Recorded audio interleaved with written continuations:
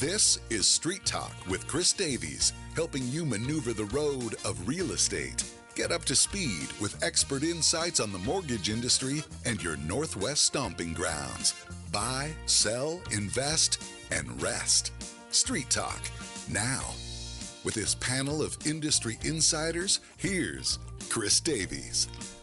Welcome to Street Talk, all things real estate. As always, we have a fantastic panel joined by Mr. Carmen Crispino, CC of the Remington Crispino team. Thank you, Chris. Dylan, it's great to be here. Mark, thanks for keeping us in line.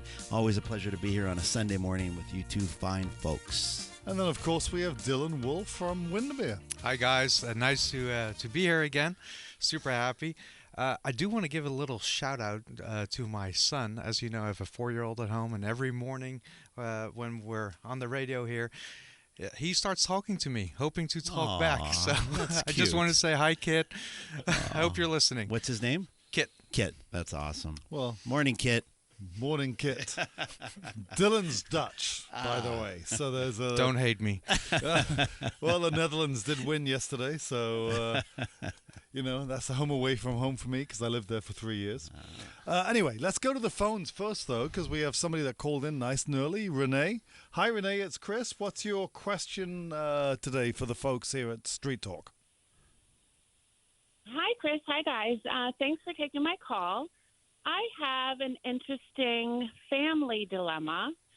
My husband and I co-own a property with my brother-in-law and my mother-in-law. So we're each third owners in a home that we allow my sister-in-law and her husband to rent.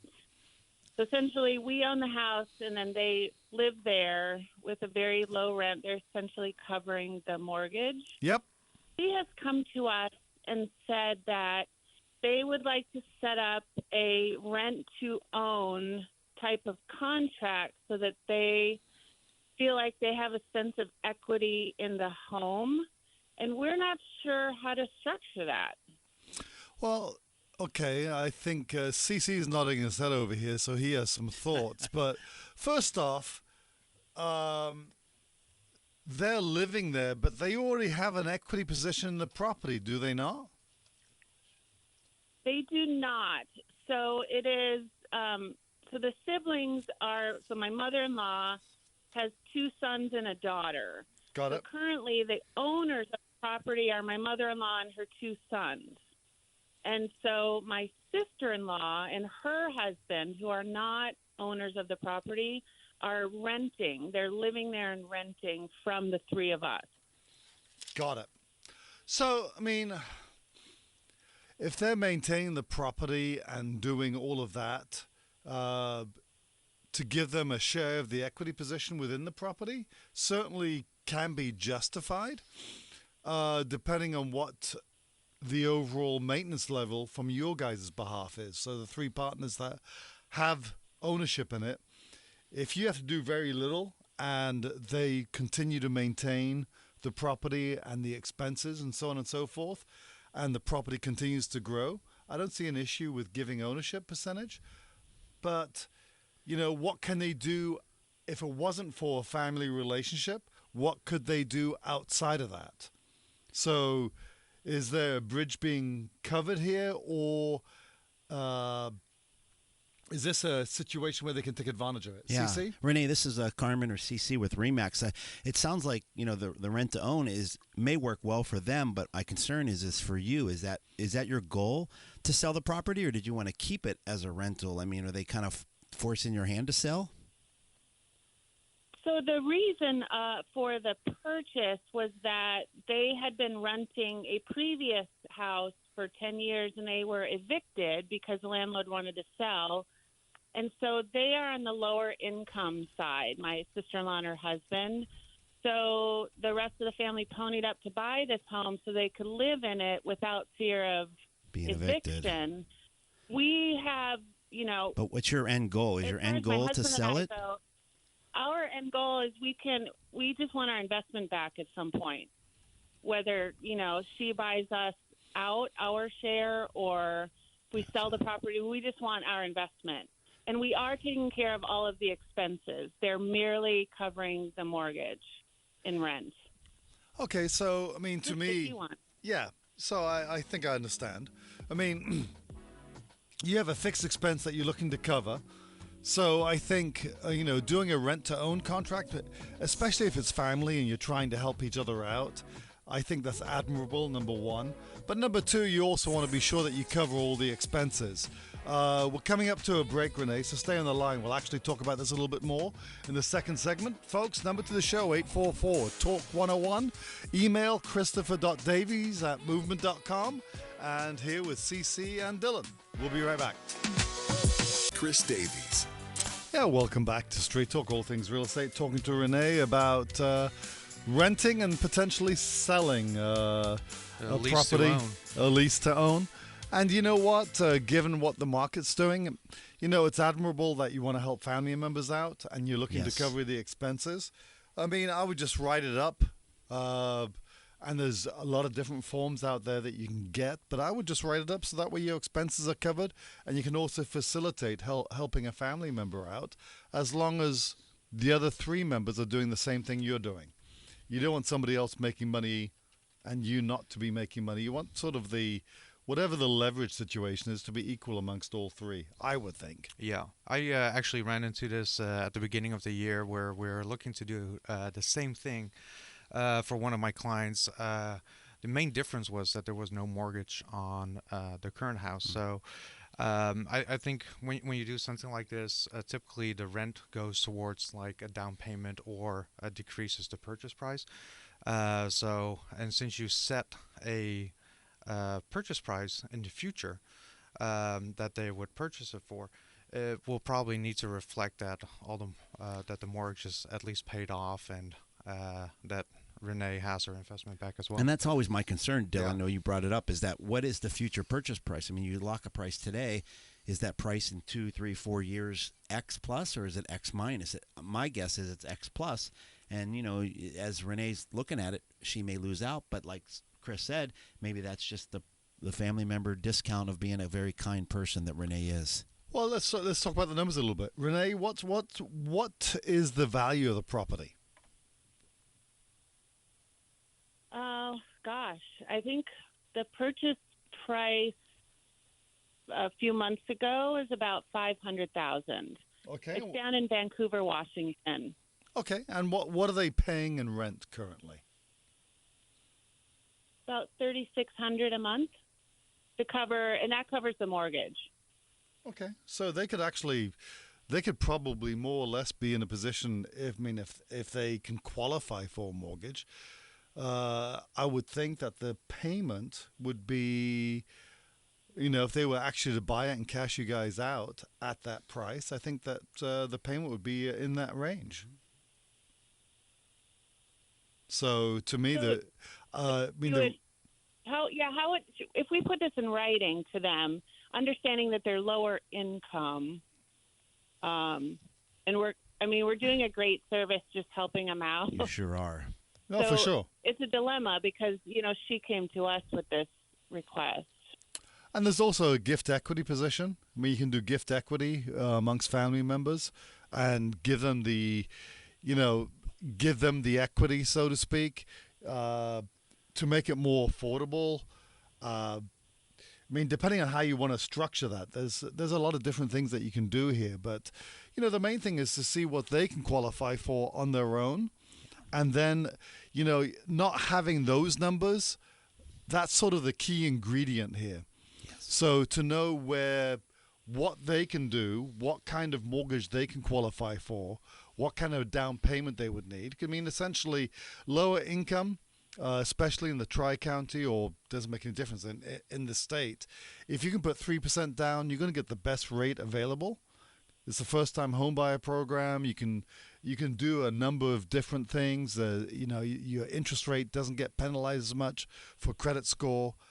There's a few things that can be done there. So it's not like there's a huge down payment requirement to get into the property. Well, they're already in the property, right? So, and the rent will be applied towards the down payment or towards the purchase price. So, and the other part of it is now with rates have fallen 3 weeks in a row. So you're looking at a half-point reduction in rates. It's a great time to capitalize on either shopping or taking out a mortgage at this point because of the fact that rates have dropped a little bit. So you're looking at that timing perspective. Maybe they can just buy it now instead of waiting and have it finished with these lower rates. And also, I mean, again, if there's some, you could also look at carrying a second or something of that nature to facilitate it, as long as your basis is covered.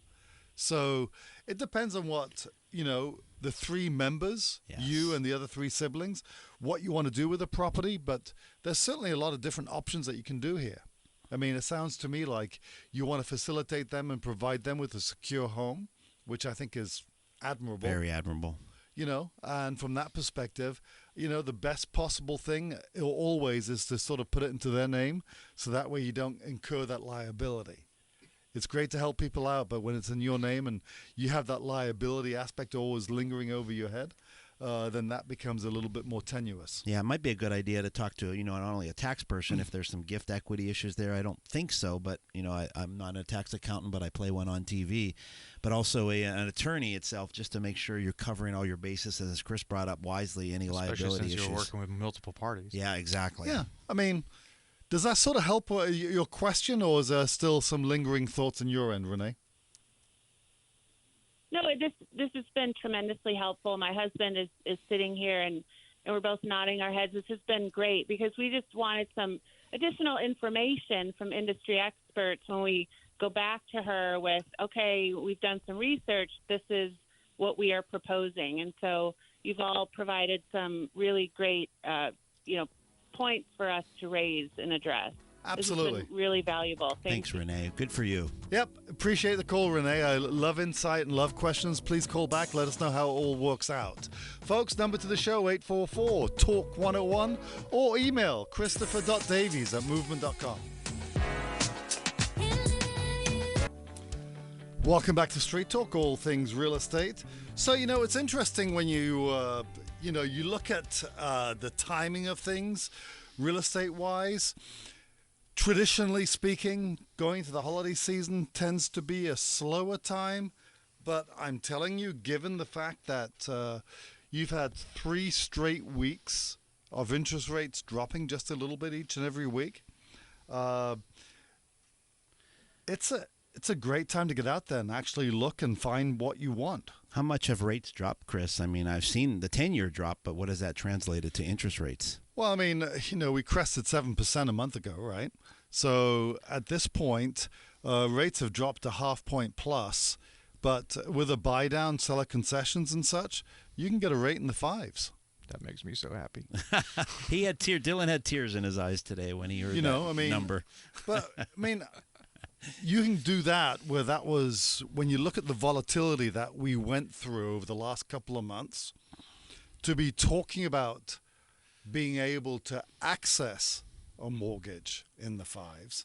I'm not talking about the 3-2-1 buy downs or the 2-1 buy downs and the different things that you can do there.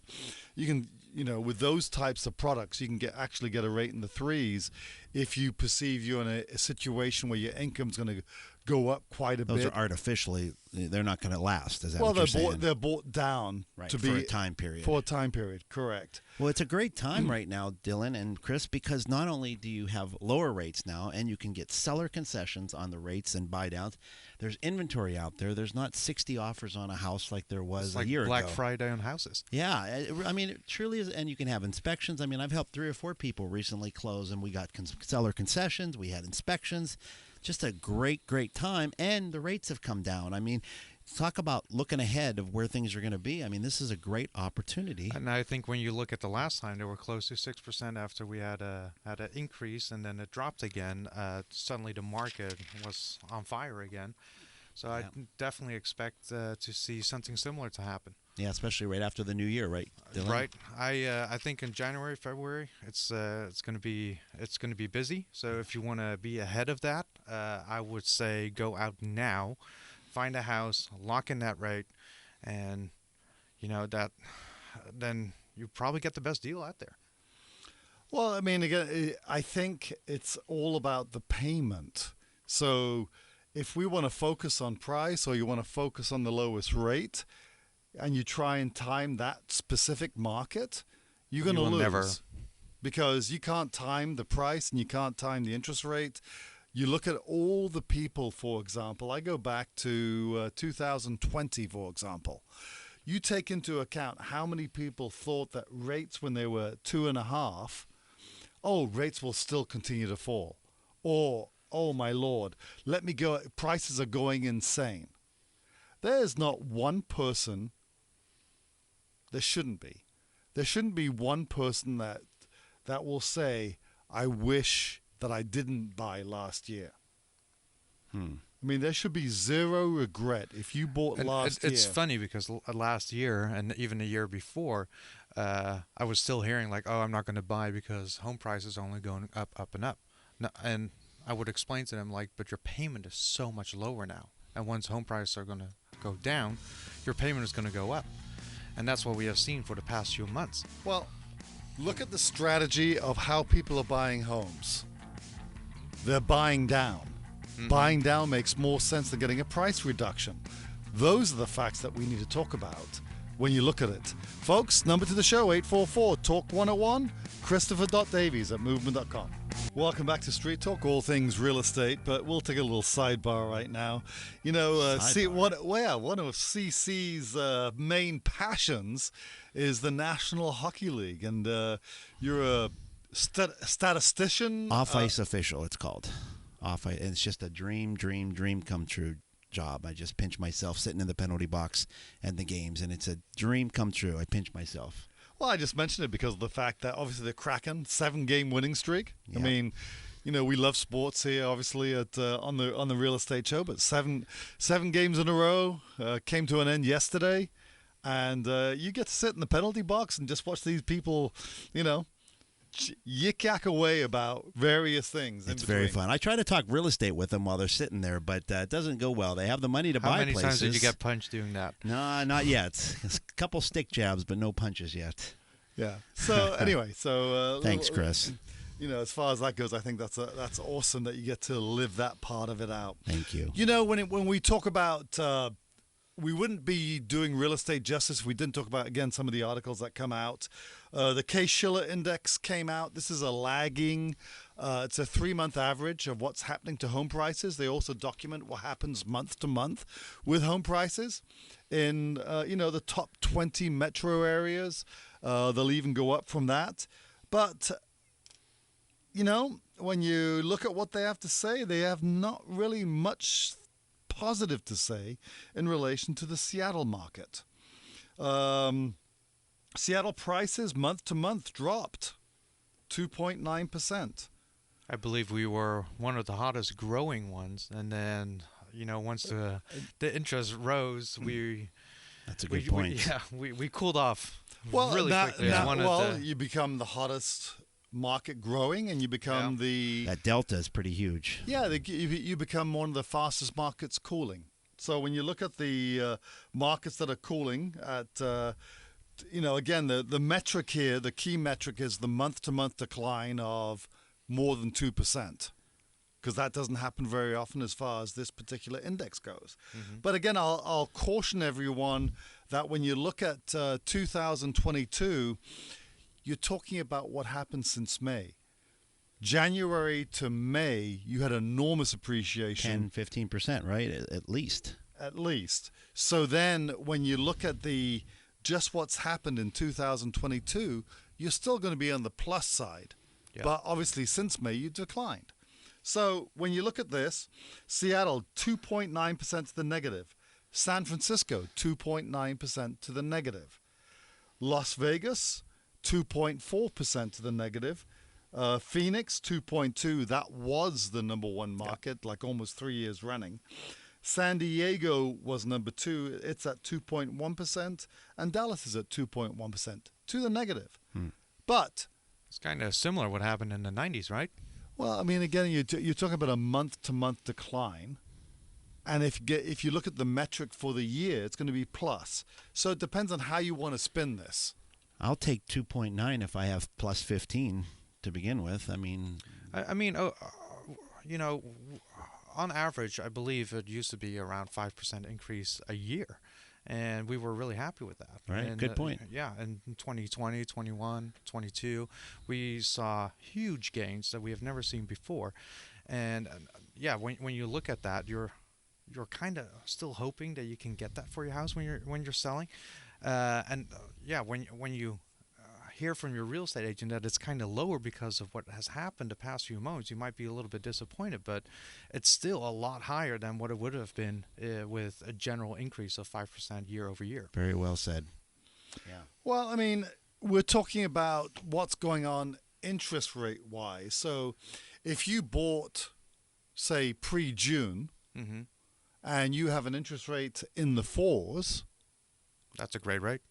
right, compared to getting a $50,000 reduction now and having an interest rate in the sixes. Right. What's your preference? I'll take door number one, Yeah. Bob. But I mean, from a buyer. I mean, folks, you know, the buyers out there. You're the ones. I know where you're going with this, Chris. You're the ones buying. Yeah. I'm saying that the $50,000 reduction isn't worth near as much as it would be as far as the interest rate over the long haul goes. Yeah. I would rather have bought it in 2012 when the market was really low and then refinanced at under 3%. But we don't live in a perfect Right. world. No, I think in today's market where you're heading towards is that if you're negotiating, it's more important to get credits so that you can reduce your interest rates, and it's not as important to negotiate the price down because your gain on the long term is to reduce your interest rates. I mean, again, everybody wants to compare this or think about, you know, the great housing meltdown, how this compares to that. It doesn't compare at all. No. And actually, we'll talk about that more in the coming segment. Yeah, I posted something on my social media page, exactly the thing about foreclosure forecast. Don't expect a flood. And it does compare. And we've talked about this many times on the show, 2008, 2009 compared to Well, today. you got to be careful what you're comparing to. If you're comparing to 2022, 2021, when there was a moratorium on foreclosures, then obviously any number compared to Yeah, that's good going to point. be huge, Yeah. right? Apples and oranges. If you go to 2017, then not so much. Folks, 844 Talk 101. Welcome back to Street Talk, all things real estate. Listening to some of the takes there during the commercial break. You know, I have to say that I'm definitely a fan of 3010. Well, you look, as Billy Crystal would say, you look marvelous, Chris. Marvelous. No, I'm just saying that, you know, I started that program myself about 4 weeks ago. 15 pounds so far. That's great. And the main thing is, you know, you don't look necessarily like you're out of shape. But, you know, the body scan that they do, it's an ultrasound system, and it sort of measures your overall fat percentage, your visceral fat, and all these types of things. And quite frankly, my visceral fat was just out of line. Well, Dylan had a great comment about things that are shrinking. What was it, Dylan? That not only is interest rates going down, but Chris is going But Chris down. is going down too. Yeah. His percent of body fat is going down, and his interest rates are going down. So anyway, Everything's down It's today. all adding to me though. But no, it's a lifestyle thing, and obviously doing it during the holidays, I think it's sort of amazing that you can. It's a very structured program, and it's ideal for. He's making us jealous. I know. He's a spokesperson today. No, You I'm getting not, some not money for saying that this? at all. Not at all. I'm just saying that from a perspective of starting something in the holidays, which normally would not be ideal, it's actually been very easy. Well, So- call Chris not only for mortgage advice, but also for dieting and health advice, too. If he keeps up like this, he'll be on TV instead. That's true. He had a face for radio. Now he's got a body for TV. Okay, let's get back to let's get back to the real estate market and what's going on here. So last week the CPE index came out, which is essentially sort of the inflationary report without shelter costs. So housing, rents, and things of that nature. And it actually came in less hot than expected. So we talk about what's going to happen and what the Fed's going to do, right? Because that's what everything is hinging on as far as the stock market goes. I mean, you know, if the anticipation is that inflation's going to come in hotter than expected, then of course they're going to be more aggressive on the rate hikes and so on and so forth. So when we look at what happened with that, then you have the conflicting report of the jobs report, because the jobs report came out Friday, and it was hot, like 60,000 more jobs than expected. Way more. Yeah, way more, because the expectation was 200, and what came in was 263. Unemployment remained the same at 3.7, though I think that number's kind of a joke, because it says unemployment is low, but there's all sorts of companies out there still looking for jobs. They can't seem to be able to hire enough people. So I'm wondering when that's going to change or turn, right? But is this that soft landing that maybe the Fed is hoping for with well, jobs are increasing? But is it really a soft landing when rates went to 7 already? that's true. That's true. But back down, but you're... You know, I mean, this brings into point, where do we end up for year end as far as interest rates go? You had a bet for a steak dinner, I remember, with Pat and I back in like February, and I think you said rates would be about 6 3/4 at Six the end and of a the year. quarter, is 6 it? 1/4, and you're So right there. Currently, well, a few weeks ago, you mentioned higher, so. currently, Mortgage hedging his News bet. Daily is saying 6.3. I think we're Right going to on stay target. there until the end of the year. So I think that, again, with a buy down, you can get into the 5s. Your APR is going to be, an eighth, a quarter point high, depending on what that buy down is. But my point is, you can get into the 5s, which a month ago wasn't even a conversation. Do you People think, were doing ARMs, right? And doing a buy down on ARMs a month ago to get into that rate. Right. and you said the number 3-2-1 earlier, and that's not 30-10, that's 3-2-1. So there are a lot of numbers, but maybe you need to explain we know what 3-2-1 is, but Well, actually, the buy down where you can, you're talking about a temporary buy down, right? With seller concessions right now, where you have, depending on what the price point of the house is, you have $10,000, $20,000 to play with. Again, it depends on what your down payment and what's allowable, right? But there's money to play with depending on how long that house has been on the market. And also with new construction comes to market. Builders, etc., they need to sell and move that property. They can't afford to necessarily just have it sit. especially with rising rates on short-term notes that they might have. Correct. So their interest rate's going to be much higher than what the long-term interest rate is, Yeah. right? So when you look at that, we'll discuss the strategy on a 2-1 buy down or a 3-2-1 buy down. Explain exactly what that means, because actually there's a good philosophy for moving into the next year's market. And that's what I like about what Chris does. He not only helps people with mortgages, but he educates them on what's best for them, not just a blanket, here's what to do. We're going to talk about that next. Folks, 844 Talk 101. Welcome back. Talking all things real estate, talking all things mortgage right now, though. What's the difference, to my esteemed panel? Whoa, What's the difference between a permanent buy down on interest rate or a temporary buy down on interest rate? What's the difference to the borrower? One's temporary, one's permanent.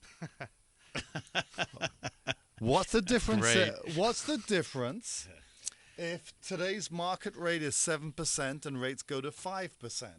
What happens to the money that's set aside, either for the permanent buy down or for the temporary buy down? How does the consumer? Is there a difference between the two? Well, for the temporary one, you are hoping that it will go down, so that if you do that 3-2-1 buy down, and for a 3-2-1, the first year you pay significantly less than the second year, and so on. But you are hoping that it does go down so that you can refinance it. With just a general buy down, you're just locked in for your full mortgage. Yeah, it's not a fair question because I wouldn't Yeah. expect you to know the answer. Yeah, thank you, because I'm like, that So- was a good answer, Dylan. I was like, what Dylan said there, that was pretty good. So here's the difference. Making stuff up over here. If you if you I'm not do making it Oh, up. I'm making it up. You sounded intelligent there, Dylan. if you do a permanent buy down, that money goes into buying down the interest rate on that given day. So that money's gone. Right? So you're buying down, you're buying down the rate to a fixed rate, whatever it is. You can do it on an arm as well. But really, on a 30-year fixed, if you can get a rate in the fives, I've said all year, you should take that mortgage right now if you can get it in the fives, right? But on a temporary buy down, what happens there is on a 3-2-1, for example, on a 3-2-1, folks, is your interest rate in year one is 3% less than than your normal 30-year fixed. In year 2, 3-2, it's 2% less. 3-2-1. In the third year, it's 1% less. And then it goes to a normal one. And then it goes to the normal interest rate. And you still need to qualify for the higher rate. You still need to qualify for the higher rate, but the difference in payment between, let's say for example, at 7%, so at 3% less, it's 4%. So that difference in payment is actually put aside into escrow. Mm-hmm. In year 2, that 2% difference in payment is also in escrow. That 1% difference in payment in year 3 is also in escrow. So typically, that's going to be about $20,000, depending on what that mortgage amount is. The point is, it's the borrower's money. So you can use that. So if you were to refinance in the 3 years, there's money sitting there that can actually go towards the refinance. What a brilliant strategy. And then you still have money left. And also, Movement Mortgage is doing a program where if people buy prior to March of 2023, they get a what's termed as a lender fee paid refinance. I'll talk more about that in the coming segments. 844 Talk 101.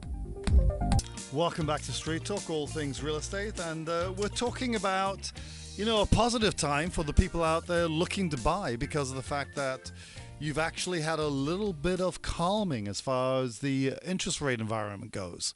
You've had 3 straight weeks of interest rates dropping.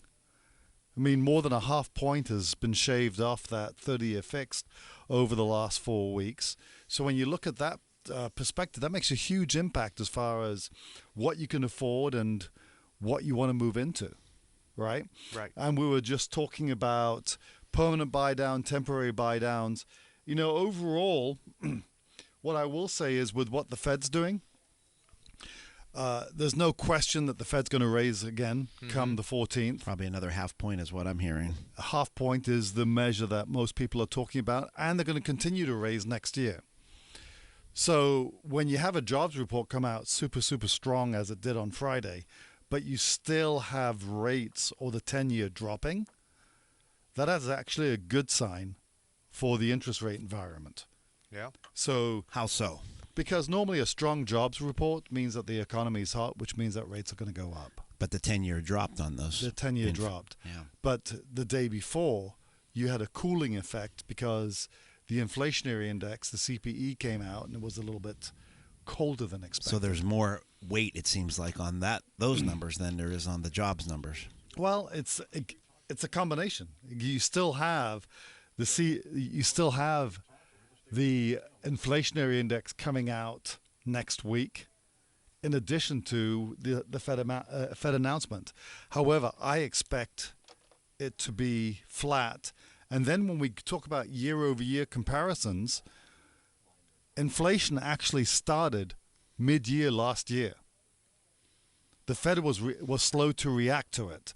So just like what I keep saying in relation to prices, year over year, you're going to start to see a negative price point as far as appreciation goes because of what you're comparing it to last year. Because last year... Hot. I mean, this year, right? Yeah, early this year. Early this year, the first 6 months, super hot. Yeah. Right? I think it's better to look month to month instead of year Well, over no, year. I'll disagree with that. Because I think for 2023, if you say that it's flat or just 2-3% appreciation, it's better than saying that we've had a 15% drop since May. Because you had a 20% increase prior to that. Right. So Right. what boat do you want to be in? You could make the numbers sound however you want them to sound. Right? Right. So we have a call, I think. No? No. Oh. Okay. So when you look at it from that perspective, right? If you say that everybody's claiming doomsday for the real estate market for this year, you look at it, you got Moody's, you got all sorts of outlets predicting huge falls, right? But let's look at it from this perspective. 2023, 5% appreciation. Or 2022, 5% appreciation. 2023, minus 5%. Cancels. Yeah. Yep. So it's flat for 2 years, but you've had a 50% run up the previous 3. I'll take that. Sign me up. Yep. Right? And then after that, it goes back up again. Right, to that 5% number, Dylan, you mentioned Yeah. on a yearly So basis. you're looking at the interest rate environment still volatile. We're being fooled a little bit right now because it's been declining. But again, you got the Fed going out there. It's almost like there's been a 2-month break from the Fed, right? But those rates are going to go up. They don't directly impact short-term mortgage rates or long-term mortgage rates, right? But it will go up before it comes back down. Question is, where does it drop to, right? And that's Right. where we have you to predict and tell us the crystal ball. That's Chris why I'm Davies. saying it's all about the payment, right? More to come. Folks, CC has a fantastic listing too in Snohomish, I believe. 844-TALK-101. Welcome back. You know, the interesting thing is but when you look at the perception of what's going to happen to the real estate world, mortgage environment, and so on and so forth, I mean, people are anticipating maybe a slight rate drop coming next year, right? Given the fact that as the Fed becomes less aggressive because they feel inflation is falling, then the interest rate increases will decrease, and then maybe they actually have to pause and counteract that. But I mean, it's got as much to do with that as it does with the comparison over the year-over-year mark. Again, the inflationary indexes started to increase mid-year last year. We're now getting to the point where we're comparing ourselves to last year, where inflation was already a factor. So when you talk about the year-over-year marks, it's not going to be as high as it's been. It's going to be interesting in 6 months. Then Well, again, I'll stick to the idea. If you can get a rate in the 5s, you take it all day long, Right. and you make it about the payment, and you can get there. You can get there currently. To me, it's all about finding that right house. You have the ability right now to be able to look and negotiate on certain things if the house has been in the market for a while. And I've got the right house right here for you, Chris. If you're interested in moving to Snohomish, I've got the right house for you where you could do a buy down or whatever you need to do. There's a segue. How about that for a transition there, huh? Absolutely. So again, Carmen CC Crispino with Remax, and I've got a great listing. Actually, my business partner and I do in Snohomish. It's listed at $1 million. It's a 4-bedroom, 2.5-bath Rambler, almost 2,800 square feet, 1-level living, and at Panther Lake Ridge, and it's only 3 years young. It's a beautiful home, 3-car garage, and it's MLS 2008280, 2008280. The address is 5626 159th Avenue Southeast in Snohomish. Again, it's a 4-bedroom Rambler with a 3-car garage, just 3 years young. It's got over a half-acre lot and just a beautiful home. So if you're interested in that or any other home or property, you can call me, CC, at Remax 206-261-2068, 206-261-2068, or you can see photos on our website at my-new-home.com. And thanks for letting me share it, Chris. You know, the interesting thing about a Rambler is that, you know, we've been on air for quite a while talking about real estate, but 16, 17, there was definitely a clamoring for not enough Ramblers being built. Because, you know, when you look at the new construction side of things, everything that's being built right now is skinny, narrow, and it goes up multiple floors. Right, It's you can cheaper build than a more. Rambler. Yeah, you can build more on a smaller piece of land, more square especially footage. especially with the zoning changes. Right. Right. So to be able to find a Rambler and have that square footage, you're talking about 2,800 square feet for a Rambler. That's huge. For only $1 million. Yeah. I mean, that's still a lot of money, but I mean, Right. for comparatively, Yeah. that's a good price. Well, 2,800 square feet in Snohomish for $1 million is probably right where it needs to That's be. exactly right. Yeah. You know, when you look at the square footage. Yeah. You know, but again, when you look at what's going on interest rate wise with the market, it's certainly an opportune time Yeah. And here's the mistake that people are going to make. The mistake's going to be that, if the interest rate environment continues to be where it is right now, you're going to have more and more people sort of getting more comfortable. They start to get that warm and fuzzy feeling saying, gosh, you know what? I want to participate now in the market. Mm-hmm. Problem is, everybody else is feeling the same way you are. So then at that point, you're looking at the competition level for the same homes being what it is. Inventory right now is still around 2 months. So it's certainly not from what you're reading out there, you think, oh gosh, we're in control. Don't mistake, the $10,000 or $20,000 concession as being a buyer's market. Right. Yeah. Well, I know Pat always talks about it on the show about usually it's after the Super Bowl things really pick up after the new year, but it seems like the past few years it's been right after January. And Dylan, you mentioned that earlier. Yeah, I really think that after the holidays, January 6th, that's when most people are ready again to get back to work and do their normal thing. I think it's definitely going to pick up, especially, I've been calling a lot of people lately, and that's everything that I'm hearing after the holidays. Yeah. We're ready. So I definitely think it's going to be, a good start for the year. And, even before COVID, we have seen that as well. Yeah. Well, I think it's been more post-pandemic in relation to the December, January season being awfully hot. I mean, I think that was 2021. Prior to that, I think it's certainly a little bit slow. But again, it's an opportune time to be able to take a look at it. Yeah. So much more to get to in relation to what's going on as far as the market goes.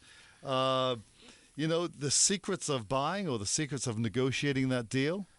We don't want to give away too many of our secrets, do we, No, Dylan? but I do think, we're talking about what are good strategies to make a good offer, what would be in the best interest of your buyer. And I think that's a role really for, all three of us, Carmen, you as a realtor, and Chris as a lender, where all of that ties in. Because when we're looking at homes together with our clients, we're talking about not only the house and educating them on that part, but also educating them on what would be the best strategy to make an offer. Yeah, I had a client last week they were talking about their future goals and whatnot, and I said, you need to talk to Chris. Not only is he a mortgage broker, but he'll help you plan. And you did just that with this client, and they're setting them up for good options. Folks, 844-TALK 101. Welcome back. Talking all things real estate. Received an email question from Larry. Larry goes, I looked at a house last week and was told they were taking offers on Wednesday. Does this mean I need to bid? I think that really depends. There's not a straight answer to that, but the best thing, when I'm dealing with situations like that as an agent, I always call the listing agent to find out what is going on, what is the activity on the house. Maybe they can tell me a little bit, if they do already have an offer, what those offers look like. And we can sneak through kind of the back door and look at showing time and look and see how many showings they have scheduled. Oh, shoot, sorry. Did I give away an industry secret there? Well, heck. Anyway, you can call Dylan or myself, and we'll give you a lot more industry secrets. But, you mentioned it earlier, Chris, there's 2 months of inventory. A normal market is 4 to 6 months. So 2 months of inventory, you're right. Most homes are sitting for 30, 40 days, and then they're selling. But some homes, if they're priced really, really well, can get multiple offers. We're still seeing. Lisa talked about it a few weeks ago on the show. Yeah, but to Larry's question, right? He says, do I need to bid? No, Depends. you don't. If you want the house, submit an offer. Yeah. So just because of the fact that they say we're taking offers on Wednesday, that's where the communication between you as realtors and the seller is of the utmost importance. In other words, is there activity on the property? It might actually be in Larry's best interest to make an offer before the offer review. There you go. Well, I mean, you can put a 12-hour response time Expiration on date. it or whatever.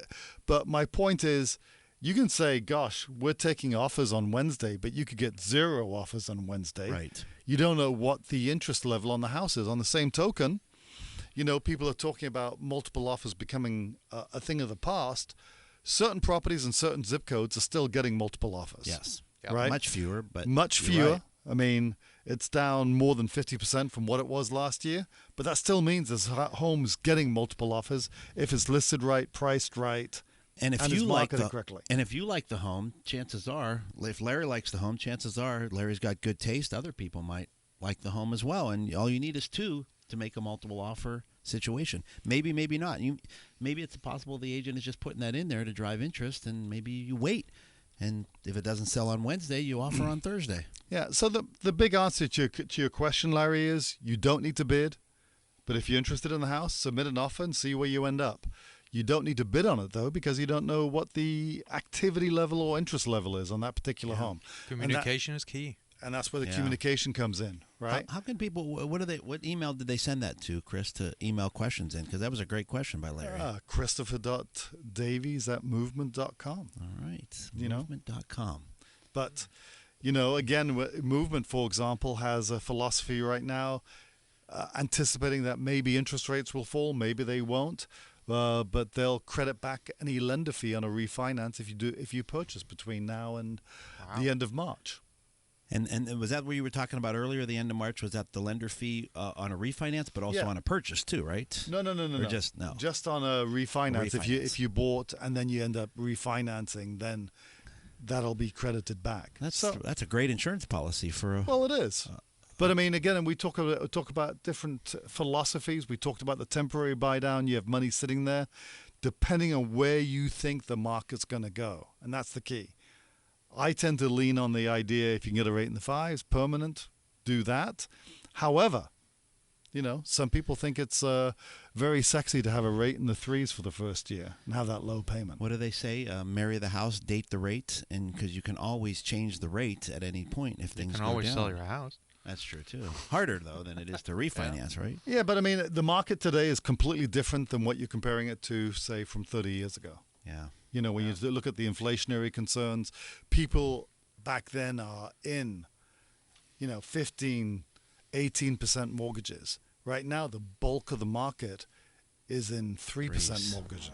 Yeah. It's a completely different sort of motivation as to whether you're going to sell, whether you're going to list, that's or why whether you're going to move. Inventory will stay low. Yeah. Folks, number to the show, 844-TALK-101, or email christopher.davies@movement.com. Welcome back to Straight Talk, all things real estate. So, interestingly enough, when we talk about this market, everybody has to work harder, right? Your buying pool is less. You don't have as many buyers to work with. Interest rates have affected things. People back out. But also on the listing side, it's going to take a little more energy, a little more effort now to sell a house. You just can't put a house on the market with an address and expect people to flock by it. You can't take iPhone photos and just post it and. Well, that's what we have seen during the pandemic years, right? Right. A lot of agents came into the market because it was too easy to sell a house. That's true. And now they're challenged. Yeah, no, it's challenging, but it's also important that when you talk to real estate agents, you find out what they're going to do. Like, in other words, a certain amount of those monies is towards marketing the property, making the property I'm glad a you're bringing viable that option. up, Chris, because not a lot of people talk about this because I always think that the commission just goes straight to our pocket, but there's It doesn't? no, I wish. But a lot of those expenses that we have are all paid for by the commission, and one huge part of that, of course, is the marketing that we do as real estate agents for our sellers. Yeah. I mean, it's become a lot more technical now when you're looking at listing a house. I mean, there's all sorts of digital campaigns when you can believe it or not, you're tracked. And you know it now when you go to a website, you shop for a certain person, and all of a sudden you go to different websites, you see all the banner ads right there with that exact same person on there. I mentioned something. My wife and I were talking about something the other day. I can't remember what it was, and sure enough, my Facebook ad, when I scrolled through, the second posting was what we were talking about. You saw my face? Something like that. That was. Did you say MySpace? Yeah, my face. No, wasn't talking about you. I like you, but. But again, the marketing aspect. So, what are some of the things that you do to market a property to make it more accessible for the buyers out there? I mean, what's the difference between a house that's not marketed versus a house that is marketed? Well, I think especially in this market, we always call ourselves listing agents, but maybe a better term would be a marketing agent, because we need to get as many eyes as possible on the house, and it all starts with preparation, right?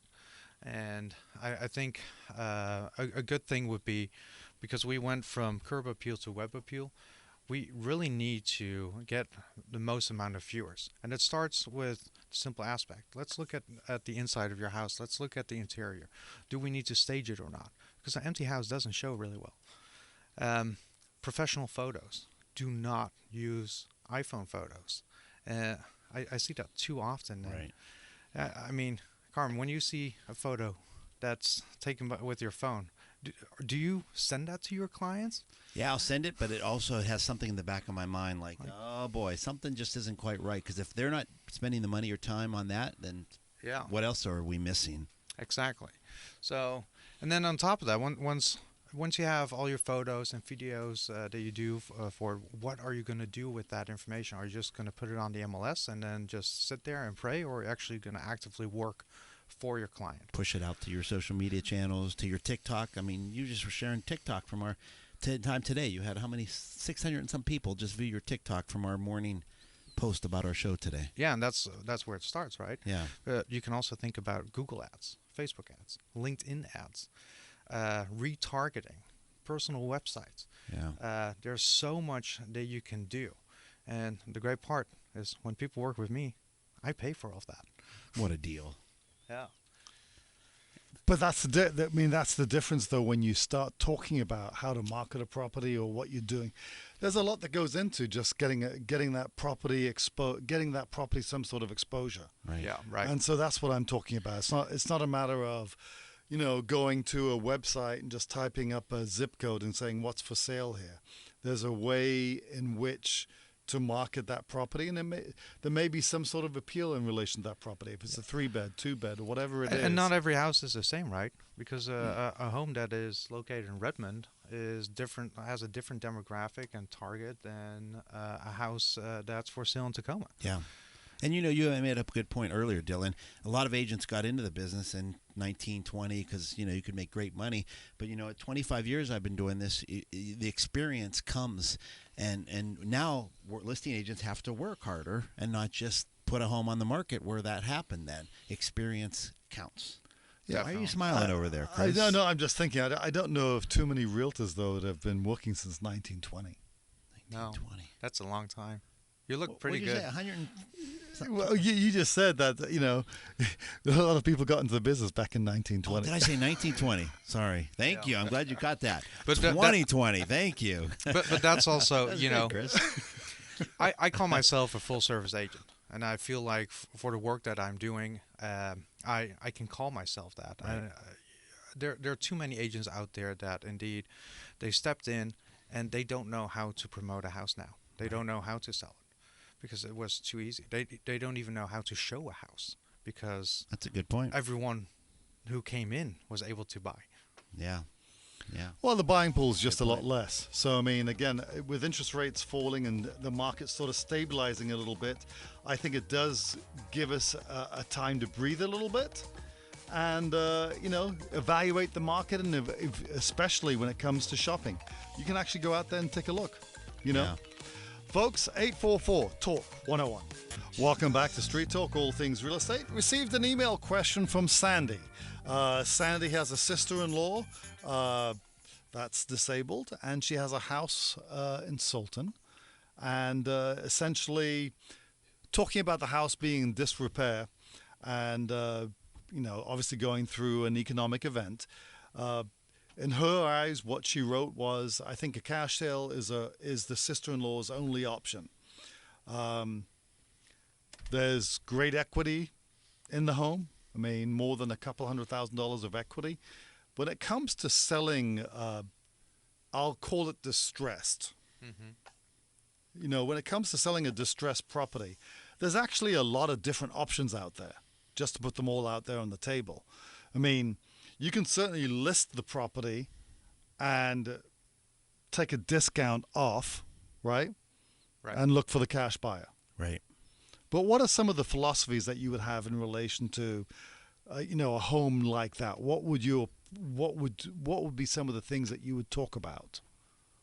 Well, you'd mentioned it, Chris, during the break, is that fixing it up and then opening it up to a pool of buyers. But my concern would be is there cash available to fix it up in order to do that? Because then you make it more accessible to all types of financing, not just a cash buyer. Yeah, and then on top of that, you also need to look at, do you have the time to actually fix it? And what can you fix in that timeline to actually open it up to that bigger pool? Right. Well, to me, you have to evaluate it. It's just a math equation. Right. If you take a look at the property right now and it's worth X, and then you say, gosh, if I put, $25,000 into it, or $30,000 into it, or $40,000 into it, whatever that number is, and then the property is worth X, by putting that money in, have I increased the value of the property by 1.5? I mean, what have I done to the property valuation where I get a return on the money that I'm putting into it? I would definitely start looking there as your first option.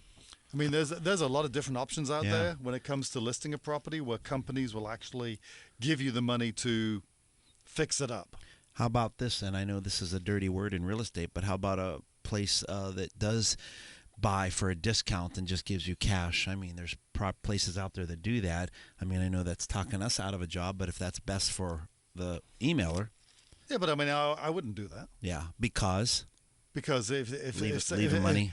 If another company's going to give you cash for the property, what are they going to do with it? They're Fix it up and sell it. Yep. Yeah. So if you have a means to cut that person out and do it yourself, right? But maybe this emailer doesn't because of their economic situation and physical situation. Maybe they don't have the time or the money. But again, there are companies. There are companies that will give you the money, and then they'll go ahead and list. True. Whether it's going to be a shared equity position above and beyond what you have currently, or whether it's just a straight up company that will give you the money and then take it out of the proceeds when the property sells. Right. So, for the interest of the seller, you'd be better off getting the valuation from the, if you need to replace the floors and do new paint, well, easy. Right? Yeah. That could substantially increase the marketability of the property.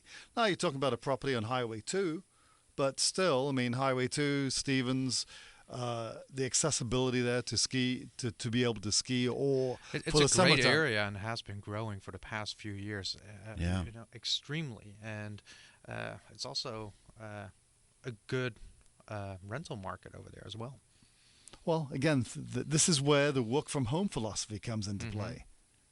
True. I mean, they've been listing ads saying that maybe working from home is becoming more difficult, but people are holding true to that phase. They want to work, or they want to have the ability. I thought it'd be a little bit different, quite frankly, going into 2022. But it really hasn't, has it? It hasn't really. I mean, people really are sticking to their guns in relation to wanting to work from home. Right.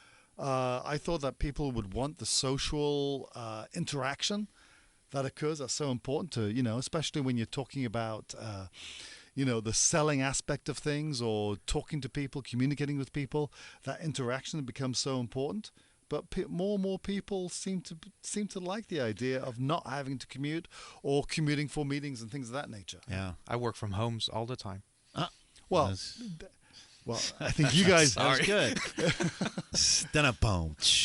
Well, again, I'm primarily talking about the tech people. Folks, number here, 844-TALK-101 or Christopher.Davies@msn.com. Yeah, welcome back to Straight Talk, all things real estate. And, you have to sort of pinch yourself a little bit to think that we're in the first week of December.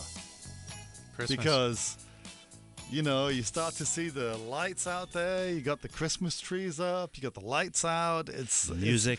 That reminds me. I put up my lights yesterday, and I'm not looking forward to do the top part of my roof. Be careful. Yeah. We need you. Well, yeah, we don't. Again, if you have any doubts, hire a professional. There you go. Like in real estate, hire a professional. I know. Always. I think we have a call, so let's go to the phones and talk to Joe. Hey, Joe, it's Chris. What's your question or take today? Hey, I just wanted to say one thing. You're talking about rates and all this business and them going up again and end of this month, probably before it ends. Anyway, I just noticed on my Alaska Credit Union statement that I just got yesterday, they put my money market up 0.10, and it hasn't moved in God knows years. Yep. There's a benefit there. Well, that's what this goes back to the conversation actually that we had, a couple of years ago. I said that a 3% mortgage would be worth money because what happens as rates go up, your return on interest-bearing investments, those go up, and your mortgage remains at the interest rate that it's at. So that's why the market's going to be interesting because a lot of people, people want to downsize, CC. How can you downsize if your payment's going to go up? Yeah, good point. So from that perspective, it makes it very difficult. Joe, it's a great point. Appreciate the call on that. CC, tell people out there how they can get a hold of you. Thanks for having me on the show today, Mark. Thanks for running the board. Dylan, Chris, thank you. Carmen CC Crispino with RE/MAX Northwest, 206-261-2068, 206-261-2068, or my-new-home.com. It's an honor to be here and would be honored to help anybody with their real estate needs or questions. Fantastic. And Mr. Dylan. Yes, thank you again for having me. It's always a pleasure. You can reach me at 253-249-1221. So I repeat, 253-249-1221, or Dylan at thewolfsnest.com, or my website, thewolfsnest.com. That sounds It's a play on my last name. Yeah, I was just saying that's scary, but not scary. Well, it sounds ominous. Yeah, I'm thinking the same thing. Ominous it's in a like, good way. Welcome to the family. Welcome to the Wolf's Nest. How about for mortgages, Chris? How can people talk to you to get a great mortgage and great education? Well, I think, in this market, it's all about strategy. I mean, when you look at what's going on price-wise, what's affordable, what payment you want to be at, and things of that nature, really it starts with the conversation. I mean, the first thing is to make sure that you're fully approved, that you feel confident on the foundation that you're on, and then you can go ahead and shop to your heart's content. The bottom line is if you don't feel confident in where you stand, then you're not likely to make an offer. So it starts with the conversation. Let's make sure that you're comfortable with the payment, the down payment, and all the various things involved when it comes to a mortgage. And that's essentially my job. Best way to get a hold of me, 206-856-5438 or christopher.davies@movement.com. Make it a fantastic Sunday. We'll see you next week.